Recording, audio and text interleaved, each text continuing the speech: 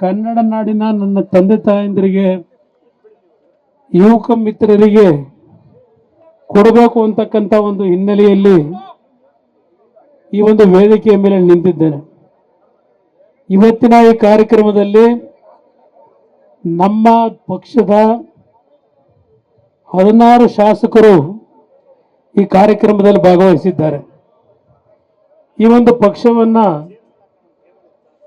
ಸಂಪೂರ್ಣ ಸರ್ವನಾಶ ಮಾಡ್ತೀವಿ ಅಂತಕ್ಕಂಥದ್ದು ಕಾಂಗ್ರೆಸ್ ಮತ್ತು ಕೆಲವು ಸಂಘಗಳ ಒಂದು ಅಭಿಪ್ರಾಯಗಳನ್ನೇನು ವ್ಯಕ್ತಪಡಿಸ್ತಾ ಇದ್ರು. ಕನ್ನಡ ನಾಡಿನಲ್ಲಿ ಇವತ್ತು ನಡೀತಾ ಇರತಕ್ಕಂಥ ಈ ರೀತಿಯ ಆಡಳಿತವನ್ನು ಕೊನೆಗಾಣಿಸ್ಲಿಕ್ಕೆ ನಾವೆಲ್ಲ ಇನ್ನೂ ಒಗ್ಗಟ್ಟಿನಿಂದ ಮುಂದಿನ ಹೋರಾಟಕ್ಕೆ ತಯಾರಾಗಿದ್ದೇವೆ ಅಂತಕ್ಕಂಥದ್ದನ್ನ ಇಲ್ಲಿ ಇವತ್ತು ಸೇರಿರ್ತಕ್ಕಂಥ ನಮ್ಮ ಶಾಸಕ ಮಿತ್ರರು ಎಲ್ಲರ ಹೆಸರನ್ನ ಇಲ್ಲಿ ಹೇಳಲಿಕ್ಕೆ ಹೋಗೋದಿಲ್ಲ. ಈಗ ಅದರ ಜೊತೆಯಲ್ಲಿ ನಮ್ಮ ಮಾಜಿ ಶಾಸಕರು, ಪಕ್ಷದ ಮುಖಂಡರುಗಳು, ಮುಂಭಾಗದಲ್ಲಿ ನನ್ನ ಕಾರ್ಯಕರ್ತ ಬಂಧುಗಳು ಇವತ್ತು ಈ ಸರ್ಕಾರಕ್ಕೆ ಒಂದು ಎಚ್ಚರಿಕೆಯನ್ನು ಕೊಡಲಿಕ್ಕೆ ಇಲ್ಲಿ ಸೇರಿದ್ದೀರಿ. ಇವತ್ತು ಬೆಲೆ ಏರಿಕೆ ಒಂದೇ ಅಲ್ಲ ಈ ರಾಜ್ಯದಲ್ಲಿ.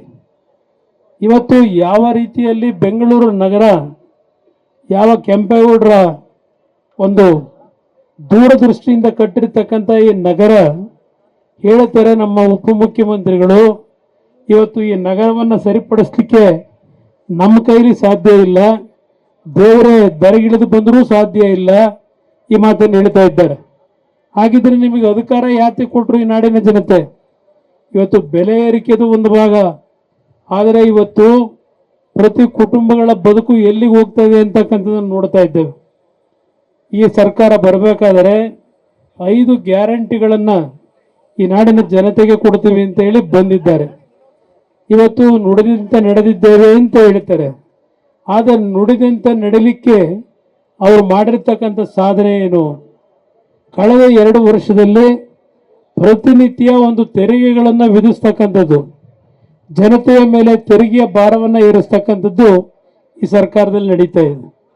ಇವತ್ತು ನಮ್ಮ ಇನ್ನೊಂದು ಮೈತ್ರಿ ಪಕ್ಷ ಬಿಜೆಪಿಯವರು ರಾಜ್ಯದಾದ್ಯಂತ ಪಾದಯಾತ್ರೆ ಮುಖಾಂತರ ಜನಾಕ್ರೋಶ ಅಂತಕ್ಕಂಥ ಹೆಸರಿನಲ್ಲಿ ಅವರೇನು ಹೊರಟಿದ್ದಾರೆ ನಮ್ಮ ಮಿತ್ರ ಪಕ್ಷದವರು.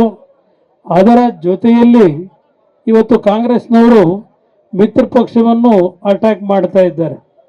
ಅವ್ರನ್ನ ಈಗ ಅವರು ಸಹ ಹೇಳ್ತಾರೆ ಪೆಟ್ರೋಲ್ ಬೆಲೆ ಕೇಂದ್ರ ಸರ್ಕಾರ ಜಾಸ್ತಿ ಮಾಡಿದ್ದಾರೆ, ಗ್ಯಾಸ್ ಸಿಲಿಂಡರ್ ಬೆಲೆ ಜಾಸ್ತಿ ಮಾಡಿದ್ದಾರೆ ಅಂತೇಳಿ.